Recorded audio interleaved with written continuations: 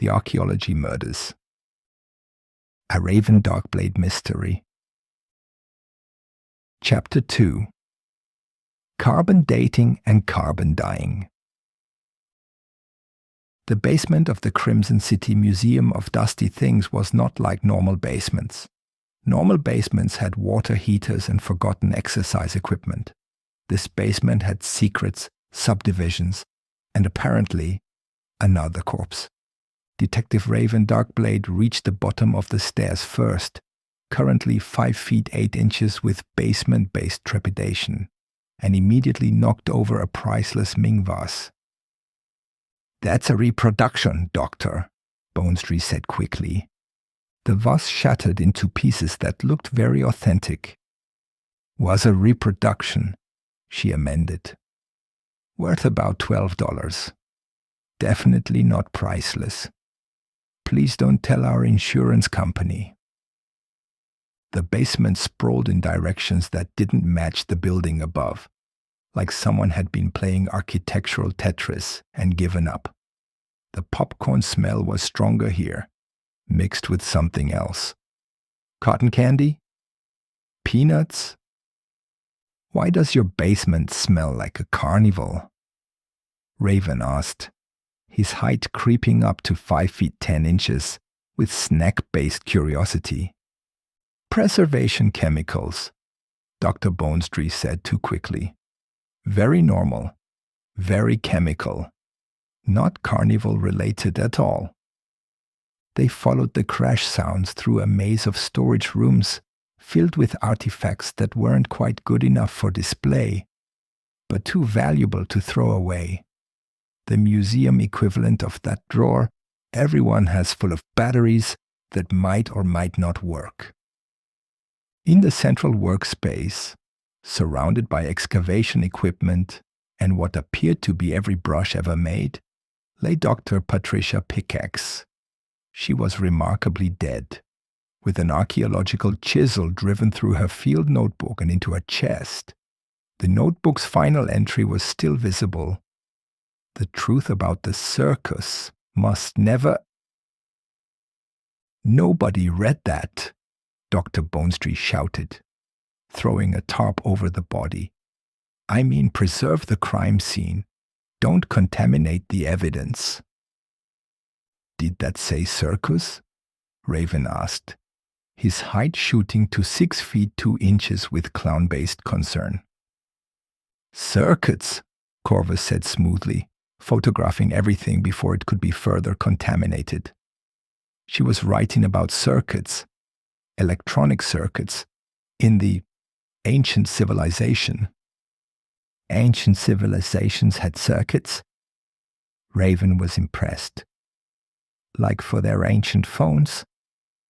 Exactly, Corvus lied with perfect composure. Ancient phones. Jenny Shoutslout was already processing the scene, which mostly involved shouting at people not to touch things, while Raven touched things. 2 archaeologists dead in one day, she observed, both involved with the secret discovery. Someone really doesn't want this revealed. Or someone wants all the credit, suggested a new voice. They turned to see a man who looked like Indiana Jones, if Indiana Jones shopped at Target and had lower back problems. His khakis were aggressively khaki. His vest had so many pockets, it defied physics. And his hat had definitely never seen actual fieldwork. Dr. Sandy Diggs, he introduced himself, because of course, that was his name. "I've been competing with Vernon and Patricia for years. They always got the good digs. I got the parking lot excavations. Do you know how boring parking lots are? Even ancient ones?" "So you killed them?" Raven asked hopefully. "What? No, I just got here. I was teaching my morning class. Introduction to digging holes and finding things. Very popular with students who need science credits." More archaeologists began arriving, drawn by either professional curiosity or murder. which in archaeology were often related. There was Professor Dusty Bones, tall, actually dusty, Dr. Clifford Cliffnotes, short, took constant notes, and Dr. Shelley Shells, medium, inexplicably carrying shells despite inland location. Patricia was onto something big, Dr. Shells whispered conspiratorially. Bigger than big. She kept talking about how it would change everything and explain so much about Crimson City. Like why it's so weird? Raven asked. Exactly. She said the foundation of the city itself was nothing, Dr. Bonestree interrupted. She said nothing. Because she signed an NDA. A very binding NDA. Legally binding. With legal binding. Corvus made a note, then another. His pen was working overtime.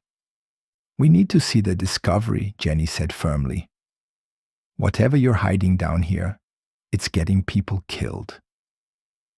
Dr. Bonestree looked like she'd rather eat the Ming vase shards than reveal her secret, but two corpses were hard to argue with. Fine, she said, but you have to promise not to tell anyone. The academic world isn't ready. The city isn't ready. The property values definitely aren't ready. She led them deeper into the basement, past rooms that shouldn't exist according to any blueprint. The circus smell grew stronger. Raven noticed something else. The walls down here were older, different. They curved in ways that suggested something. His brain couldn't quite process what. Finally, they reached a massive chamber covered by an enormous tarp. Whatever was under it was big, really big, circus tent big. Behold, Dr. Bonestree said dramatically, pulling a rope. The discovery that will rewrite history. The tarp fell away, revealing. Is that a clown fossil? Raven asked, his height fluctuating wildly between 5 feet 6 inches and 6 feet 4 inches as his brain tried to process what he was seeing. It wasn't exactly a clown fossil. It was the preserved entrance to what appeared to be an enormous circus structure, built into the very bedrock of the city. Ancient turnstiles, fossilized popcorn machines, and yes, what looked distinctly like clown shoes embedded in the stone. Crimson City, Dr. Bonestree announced, was built on top of an ancient circus, a massive one. It explains everything, why the city is so weird, why strange things always happen here, why our urban planning makes no sense. We're built on cursed circus grounds. I knew it, Raven shouted, then paused. Wait, I knew it? Did I know it? I feel like I should have known it. This is impossible, Corvus said, but even his rigid composure was cracking. Circuses aren't ancient. They're modern inventions. That's what we thought, Dr. Bonestree said excitedly. But carbon dating puts this at over 2,000 years old, an ancient civilization that somehow had circus technology. Or perhaps circuses are older than we ever imagined. Perhaps they've always been with us, waiting, entertaining. That's terrifying, Jenny said. That's amazing, Raven countered. Ancient clowns, prehistoric popcorn, Jurassic jugglers. Wrong time period, everyone said in unison. Cretaceous clowns, Raven corrected. Still wrong, Corvus noted. Before anyone could correct him again, Raven's phone buzzed. Unknown number. The real secret isn't the circus. Check the ancient Egypt section at midnight. Come alone. a friend. I got a tip, Raven announced. I need to check the ancient Egypt section at midnight. When? Jenny asked. Midnight. It's 10 a.m., Corvus pointed out. Oh. Raven checked his phone. So, now? Midnight means noon, right? Like midnight is the middle of night, so midday is noon? That's not how. Corvus started. To the Egypt section, Raven declared, already heading for the stairs. Should we stop him? Dr. Bonestree asked. He'll just go anyway, Jenny sighed. At least this way we can watch him break things in real time. They returned to the main museum, where Raven made a beeline for the ancient Egypt section, knocking over a "Please do not touch" sign, a velvet rope, and somehow a display case that was nowhere near his path. The Egypt section was quiet, filled with sarcophagi that judged visitors for not being mummified properly. Raven looked around for whatever the tip wanted him to find. It's noon, he announced to a nearby sphinx. I'm here. Show me the secret. The sphinx, being stone, did not respond. Maybe it's shy, Raven suggested. Maybe, Corvus said patiently. The tip said midnight because it meant midnight, the middle of the night, when the museum is closed, when someone could leave something without being seen. Oh. Raven's height adjusted to 5 feet 7 inches with temporal embarrassment. That makes more sense. So I should come back at midnight? Probably, Jenny said. Though this could be a trap. The killer might be trying to lure you here. Why would they want to kill me? Raven asked. I haven't figured anything out yet. Yet? Corvus made another note. You're planning to figure something out? Eventually, probably by accident. That's my method. A security guard approached. Not Gary Guard's things, but his colleague, Larry Locke's things. Excuse me, Larry said. But someone left a package for Detective Darkblade. Said it was urgent. Also ticking. Is ticking bad? Usually, everyone said in unison. The package was small, wrapped in brown paper, and indeed ticking.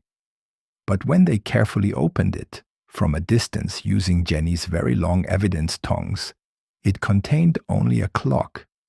An ancient-looking clock with hieroglyphics instead of numbers. It's set to midnight, Corvus observed. Someone really wants you there at the correct midnight.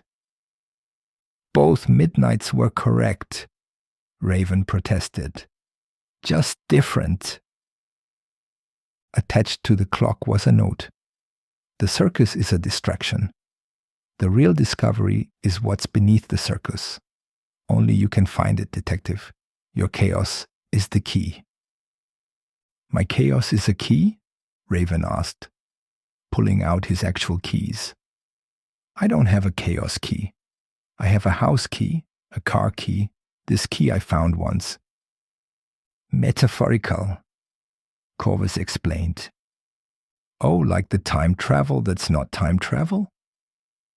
Exactly, Corvus said, too tired to correct him. As they stood in the Egypt section, surrounded by ancient death and modern murder, Raven couldn't shake the feeling that something bigger was happening. The circus discovery was huge, but someone thought there was something even bigger beneath it. What's beneath a circus? He wondered aloud. The ground? Jenny suggested. More circus? Dr. Bonestree offered. Clown storage? Raven proposed. Corvus made so many notes his pen ran out of ink. He smoothly replaced it with an identical pen from his jacket, because of course he carried spares. We should set up surveillance for midnight, Jenny decided. Catch whoever's leaving these messages. Good idea, Raven said. I'll be here at midnight, the night one. With backup, Jenny insisted. Right, backup. Very important. Raven paused. What time is midnight again? Everyone stared at him. 12. Corvus said slowly. 12 a.m. When today becomes tomorrow. 12 hours from noon. Got it, Raven said confidently. I'll be here at 11. 12, everyone corrected. Right, 12. The midnight 12. As they left the Egypt section, with plans to return at actual midnight, Raven noticed something. In the reflection of a display case, he could see Corvus making one final note.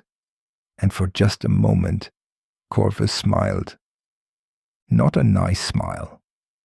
A smile that suggested he knew something nobody else did. But when Raven turned to look directly at him, Corvus was examining a canopic jar with professional indifference. Something wrong? Corvus asked. No, Raven said, his height settling at an uncertain 5 feet 9 inches. Just thought I saw. Never mind. You should trust your instincts, Corvus suggested, even chaotic ones. My instincts are telling me I'm hungry, Raven admitted. Then trust that, Corvus said. Noon is lunchtime, not midnight. I'm learning so much about time today, Raven said happily. Behind them, unnoticed by everyone except the security cameras, that Gary God's things had forgotten to turn on again. The clock in the package started ticking backwards, but that was probably normal. In Crimson City, event time was questionable. To be continued. Chronologically. Author's note. This chapter is dedicated to everyone who's ever confused noon with midnight, and to ancient civilizations that definitely didn't have circus technology, but would have been cooler if they did. Also to museum basements, which definitely don't contain preserved circus structures that explain why your city is weird. Any resemblance to actual archaeological discoveries is purely coincidental. Please do not carbon date clowns.